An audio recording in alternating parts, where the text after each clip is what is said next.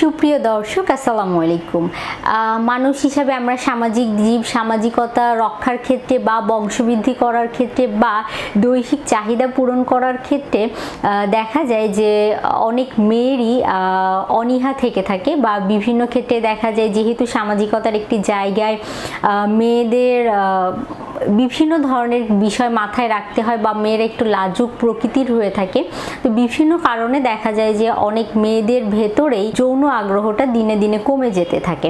আসলে প্রথম কথা বলতে গেলে মেয়েরা এই বিষয়টিতে একেবারেই খোলা মেলা তো নাই, তারপরেও তারা প্রচুর পরিমাণে এই বিষয়টিতে লজ্জা অনুভব করে থাকেন এবং পাশাপাশি সামাজিকতা এখানে তো বিশাল বড় একটি ভূমিকা পালন করে থাকে। তো আজকে আসলে কথা বলবো যে কি কি কারণে মেয়েদের যৌন আগ্রহ কমে যায় বা এক্ষেত্রে আসলে করণীয় কি। অনেক ক্ষেত্রে সবার প্রথমে যদি ফার্স্ট পয়েন্টটি বলতে হয় সেটি হচ্ছে সামাজিকতা। এই ক্ষেত্রে তারা আসলে নিজেকে এই বিষয়টি থেকে একটু আড়ালে রাখার চেষ্টা করেন। পরবর্তীতে বিভিন্ন রোগের কথা বলতেই হয়, যেমন দেখা যায় যে ডায়াবেটিসের অন্যতম প্রধান কারণ হয়ে দেখা দিতে পারে বা ওভারওয়েট অবিসিটির কারণে হতে পারে, কারোর হরমোনাল ইমব্যালেন্সের জন্য পলিসিস্টিক ওভারিয়ান সিনড্রোম অনেকের মধ্যে দেখা দিতে পারে, সেই ক্ষেত্রে অতিরিক্ত ওজনজনিত সমস্যা তৈরি হতে পারে।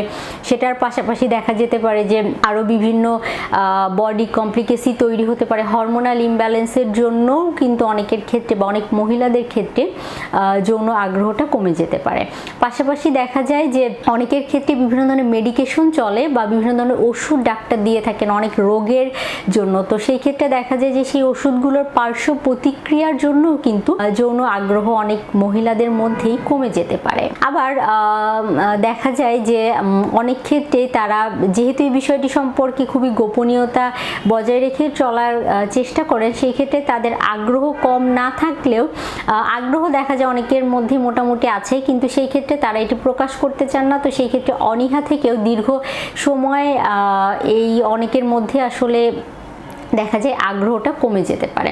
আসলে এই ক্ষেত্রে কি করণীয় বলতে গেলে যে বলতেই হয় যে টিপসগুলোর কথা, যে এটি একটি স্বাভাবিক বৈবাহিক অবস্থা যেটি মেনটেন করে আপনি কিন্তু যেমন নিজের এবং নিজের পরিবারের বংশবৃদ্ধি করার ক্ষেত্রে এটি সাহায্য করে থাকে, পাশাপাশি এটি আপনার শরীরকে বিভিন্ন ধরনের স্বাস্থ্যগত উপকারিতাও কিন্তু দিয়ে থাকে।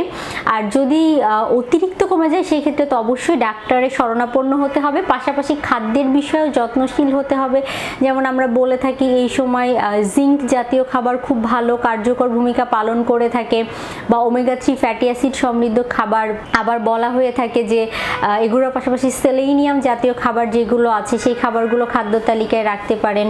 পাশাপাশি একটি সুন্দর লাইফস্টাইল মেনটেন করতে হবে, হেলদি লাইফস্টাইল মেনটেন করতে হবে। সুন্দর লাইফস্টাইল বা হেলদি লাইফস্টাইল বলতে বোঝাচ্ছি অতিরিক্ত ওজন নিয়ন্ত্রণে রাখতে হবে, নিয়মিত একটু স্ট্রেস ফ্রি লাইফ লিড করতে হবে। নিজের পার্টনার যিনি আছেন বা হাজব্যান্ড যিনি আছেন তার সাথে নিজেকে একটি বন্ধুত্ব ভাবাপন্ন সম্পর্ক বা একটি ফ্রেন্ডলি সম্পর্ক তৈরি করার চেষ্টা করতে হবে বা মেনটেন করে যাওয়ার চেষ্টা করতে হবে। তাহলেই কিন্তু দেখা যাবে যে এই জায়গাগুলো থেকে আপনারা বের হয়ে আসার চেষ্টা যদি করেন তাহলে অবশ্যই উপকারিতা পেয়ে যাবেন। ধন্যবাদ।